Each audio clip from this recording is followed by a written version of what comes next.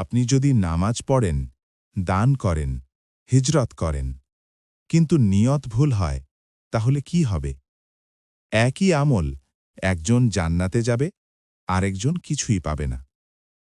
আজকের এই হাদিসটি আপনার পুরো দৃষ্টিভঙ্গি বদলে দিতে পারে।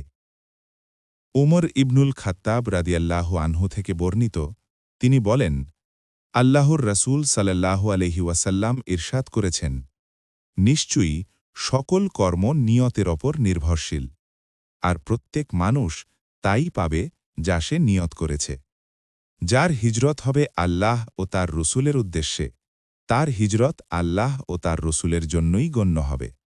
আর যার হিজরত হয় দুনিয়ার স্বার্থে বা কোনো নারীকে বিবাহ করার উদ্দেশ্যে, তার হিজরত সে উদ্দেশ্যেই হবে।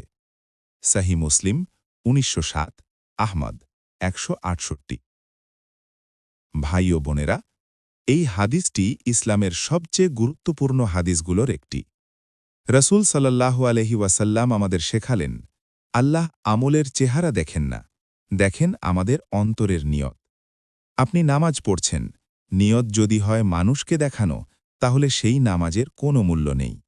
আবার ছোট্ট একটি আমল যদি আল্লাহকে খুশি করার জন্য হয়, তাহলে সেটাই হতে পারে জান্নাতে যাওয়ার কারণ।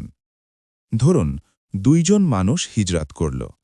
একজন গেল আল্লাহ ও রাসূল সাল্লাল্লাহু আলাইহি ওয়াসাল্লামের সন্তুষ্টির জন্য, আরেকজন গেল শুধু টাকা, চাকরি বা বিয়ের জন্য।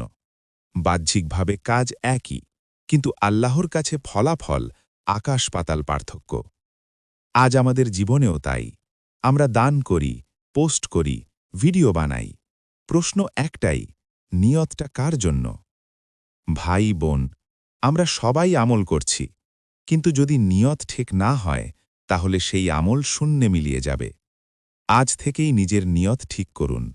প্রতিটি আমলের আগে বলুন, হে আল্লাহ, শুধু তোমার জন্য। আজকের জন্য একটি চ্যালেঞ্জ। আজ যে কাজটাই করবেন, নামাজ, দান, কথা বলা, সবকিছুর আগে মনে মনে বলবেন, এইটা আল্লাহর জন্য।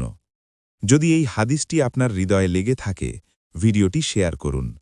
কমেন্টে লিখুন, নিয়ত ঠিক করব ইনশাআল্লাহ। আর এমন আরও ঈমান জাগানো হাদিস পেতে চ্যানেলটি ফলো বা সাবস্ক্রাইব করতে ভুলবেন না। আল্লাহ আমাদের সবাইকে সঠিক নিয়ত অনুযায়ী আমল করার তৌফিক দিন। আমিন।